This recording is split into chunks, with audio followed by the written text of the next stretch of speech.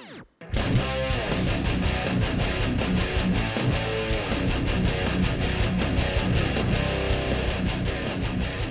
YouTube, Dingle here. Right, I just thought I would give you a tour of my gear.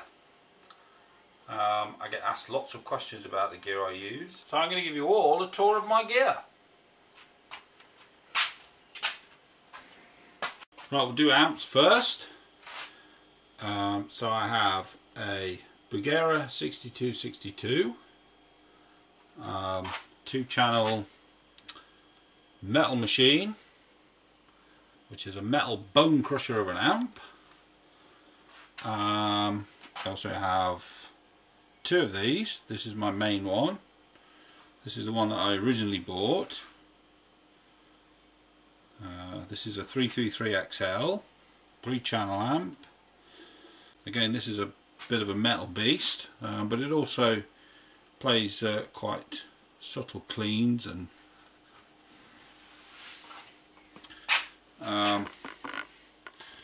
this one was a gift from Yuli Behringer. This is the V55. Beautiful little amp, this one. Believe it or not, this is the one I take out and gig the most, because I play in a lot of sort of small intimate venues, and this is the ideal amp for that kind of thing. Another 333XL, which is just a spare. An old hand-wired 2-channel British amplifier called a 50 Top Evolution.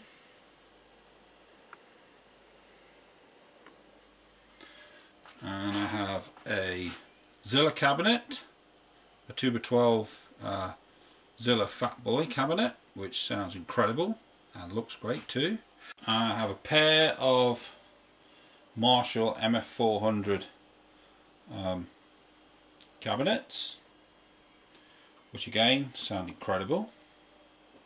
This is one of my favourite pieces of equipment that I own. It's the DigiDesign 11 rack. It's a fantastic preamp, this processor. I recorded practically my whole album with this piece of kit, so it's great. There's a copy of my album, which I'm sure you will all have bought by now.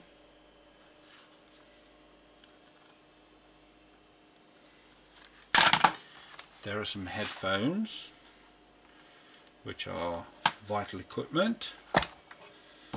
There's an old camcorder.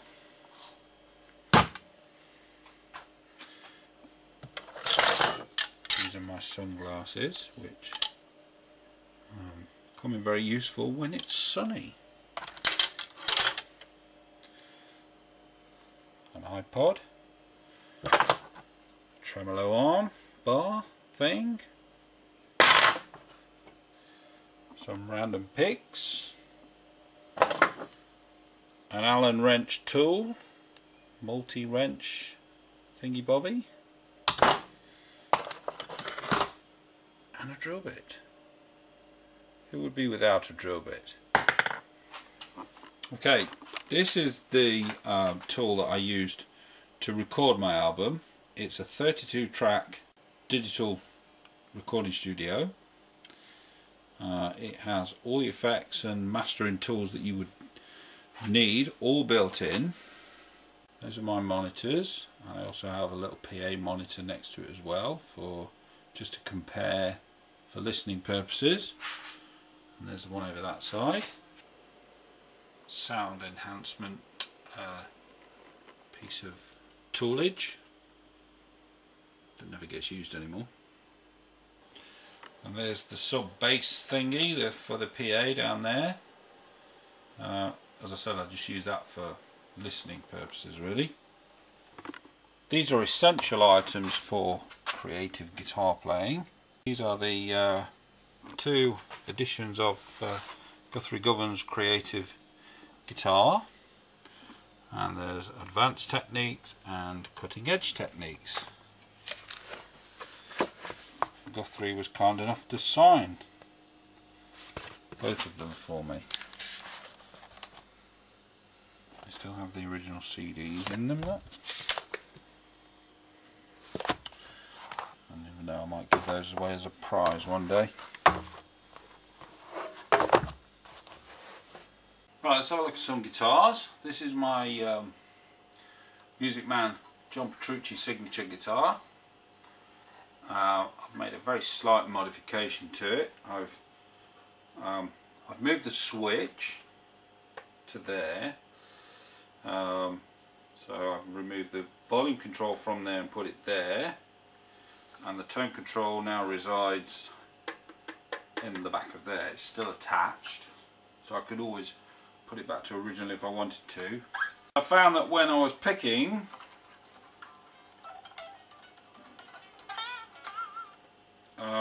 my fingers would be constantly kind of knocking the switch, and it was just annoying.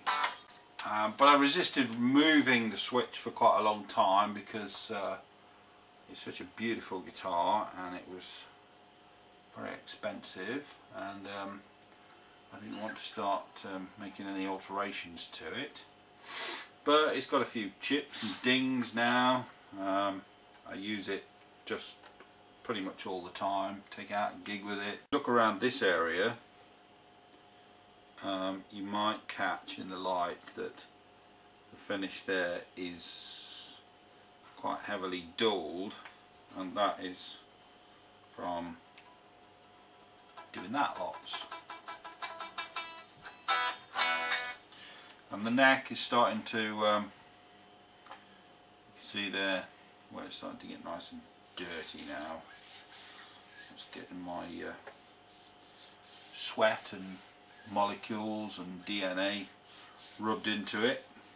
Right, this is just a pure beast of a guitar. My favourite Les Paul that I have ever owned, played, jammed with, picked up. This guitar just, for me, is the ultimate Les Paul. It's not a Gibson, it's a Tokai. I've played hundreds of Gibsons, Les Paul Customs, Standards, you name it. I've owned quite a few Tokais. I've owned other Les Paul replicas such as Epiphones, etc. And nothing I've ever played or owned comes close to this. The weight of it is just phenomenal. The sound of it, the feel of the neck, the way it plays, it's just a beast of a guitar. This guitar, Washburn X50 Pro, this has proved to be a great, it was a great investment really, because it was very cheap for what you get. It's a solid mahogany guitar, nice bird's eye maple veneer on the top. Beautifully fretted, the neck feels fantastic, it's got a very nice smooth heel there, and it's been a great workhorse. Comes as standard with Grover machine heads, Seymour Duncan pickups. The controls are where they should be rather than here in the way. That was a good deal, that one. This guitar I kind of bought on a whim. When I first started playing guitar, the first few years of my career was around the sort of late 70s and early 80s, when the whole Gibson Les Paul and Fender lawsuit thing was going on, where there were companies such as this one, Bernie, from Japan. This is a Japanese one, not the modern Chinese equivalent. We're making some fantastic replica guitars. I mean, look at the logo on there. And if you were standing quite a way away from a stage and somebody was playing this, you'd be forgiven for thinking that they got a Gibson. I don't use it as much as maybe I ought to, and it's kind of surplus to requirements, and I'm trying to sell it. But it's a fantastic guitar, great Les Paul. And it looks great. It's got that kind of antique ivory blonde yellowed look to it. This rather gorgeous instrument that I'm holding is my James Nelligan Acoustic.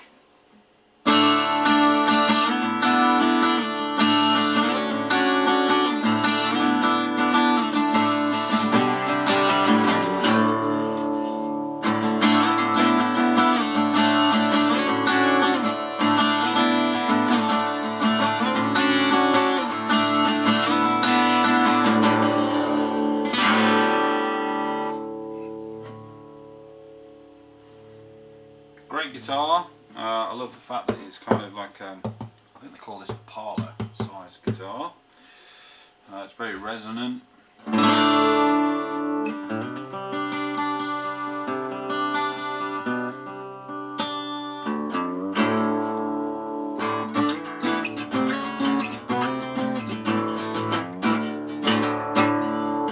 got these beautiful inlays up the neck. Lots of this beautiful abalone stuff everywhere, even in the end of the string stoppers there. Nice pearly looking machine heads. So yeah, this is a lovely guitar.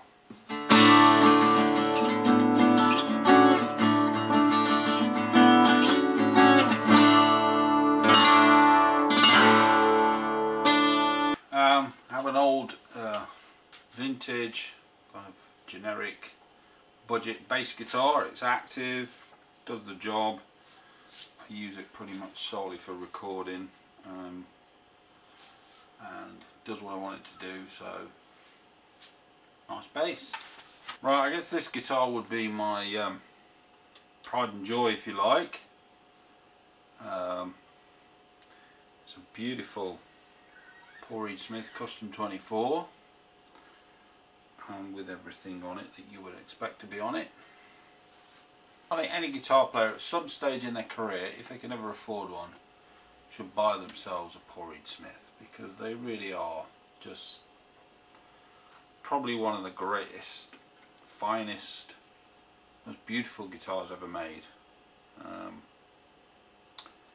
And they are very expensive, but they're worth every penny. You don't have to spend £2,500 to have a nice guitar, but when you're holding one of these and when you play it, you can see why it costs £2,500. Effects, I use this. I've been using this now almost 2 years. Before I bought this, I had a rack full of stuff and a load of pedals on the floor, and this pretty much did away with all of that. It has every pedal you could ever think of, all built into one box. Way more options and configurations of effects than you could ever need playing a gig. And it's very robust, very professionally made. These nice professional latch switches. There's a multitude of ways you can plug it in, control it. You can use it as a MIDI controller for other MIDI devices. It's powered by mains, so you haven't got to worry about batteries. It's just a great piece of kit.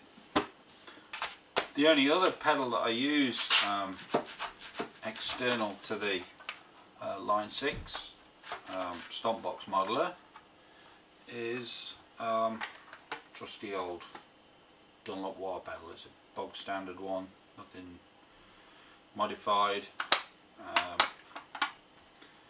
Can't go wrong with one of these. As far as leads go, I've been using Planet Waves leads now for a lot of years. Never had any problems with them. Don't skimp on leads. Every connection from my guitar through to my amp, my effects loop cables, everything is connected with Planet Waves cables. Believe me, it makes a difference. The times I go out and watch bands and I see some young guy with a £2,000 worth of amplifier and a £1,000 worth of guitar, and he's got it connected up with a 10 quid lead with a bit of gaffer tape wrapped around it to hold it together. Buy decent leads, it's worth it.